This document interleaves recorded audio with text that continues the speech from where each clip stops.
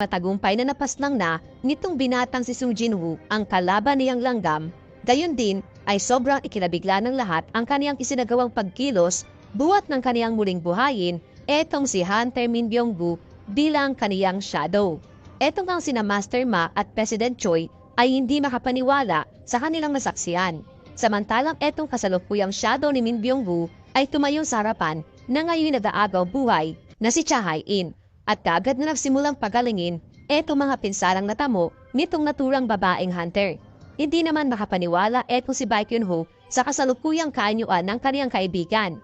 Habang ayon naman kay Jin-woo na kaniyang nakikita kung anong klaseng tao etong si Min Byung-gu.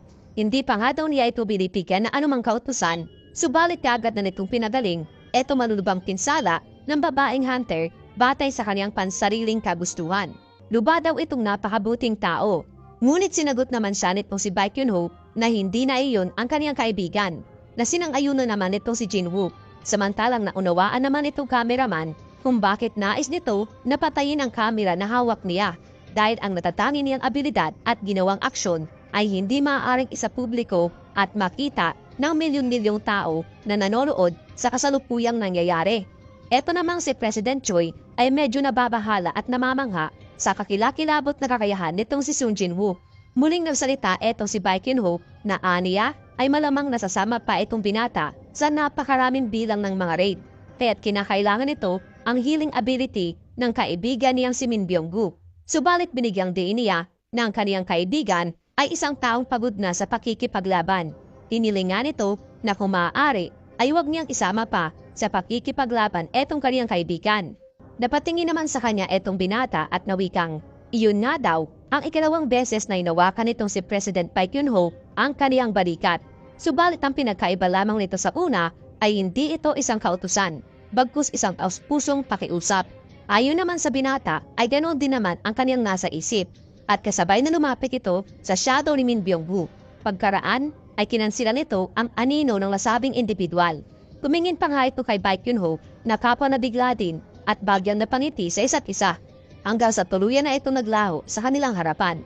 Nagpasalamat naman ito si Baek Yun-ho sa pagtugon nitong si Jin-woo sa kaniyang pakiusap.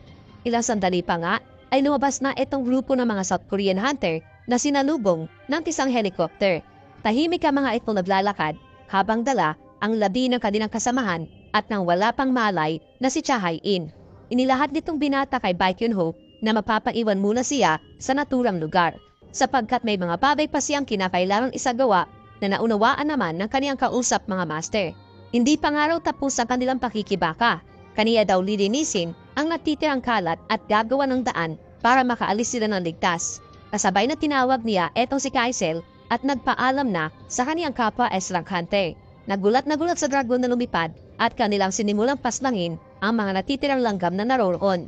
Sa isa sa mga barko naman ay makikita natin etong tila ba nasiraan na ng loob na si Minoru at wala na itong plano pang lumaban. Buwat sa klase di umano ng lakas na tinataglay nitong langgam na pumaslang kay Koto Ryuji. Subalit sinagot naman siya nitong si Reiji na patay na ang inaalala nitong langgam na labis namang di magawang paniwalaan nitong nasabing hunter. Habang kapa doon ay naalala nitong si Reiji ang naging usapan nilang dalawa ni Ryuji tungkol sa hunter na si Sung Jin-woo. Sa mga oras ding iyon ay ipinagbigay alam din ditong isa sa mga crew ng barko na may mga natitirang langgam na patungo sa kanilang direksyon. Kaya't nabigay kaagad sa kanila ng isang kautusan na maganda sa pakikipaglaban. Ganoon din ang isinasagawa nitong mga shadow ni Jin-woo sa loob ng kuta ng mga langgam at sinusunog ang mga itlog na naroroon. Payag pa nga nitong binata na maswerte siya sapagkat kahit ang pagsunog ng mga itlog ay nakadaragdag sa kaniyang puntos sa experience. Inilabas nga niya ang inventory at kinuha ang nakalimutan na niyang espada ng Demon Lord na si Baran. Kaniyang sinubukan nga itong gamitin na kaagad siyang pinahanga buwat sa lakas ng kidlat na kaya nitong likain at maging ang pinsalang kayang kitulot. Nakakapanghinayang araw kung hahayaan niyang amagin lamang sa baul ang ganong kalakas na kagamitan. Kaya't kaniya na lamang daw ididispatcha ang mga natitirang itlog gamit ang nasabing espada.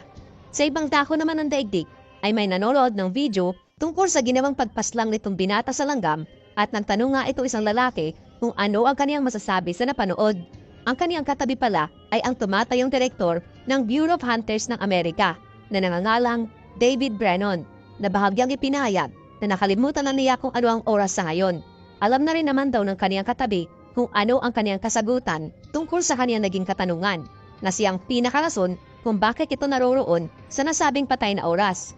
Habang inilahad na ang pangalan nitong kaniyang kausap ay si Michael Connor na batay sa abilidad na mayroon ito ay labis nga raw na hapanghihinayang ng isang napakalakas na individual ay may papaanak lamang sa isang simpleng bansa. Nagtanungang muli itong si David Brennan kay Michael Connor tungkol sa nakalap itong impormasyon hinggil sa binata. Inilabas naman ito ang isang folder na naglalaman ng report tungkol sa isang insidente na tinatawag na sung-inuan at sinabing napakalaman doon na ang nasabing individual ay ang mismong ama nitong binata. Nagustuhan naman ito ni David at ipinayag na iyon ang kanilang perpektong pagkakataon na taliwas sa sitwasyon nitong si Wang Dongsu.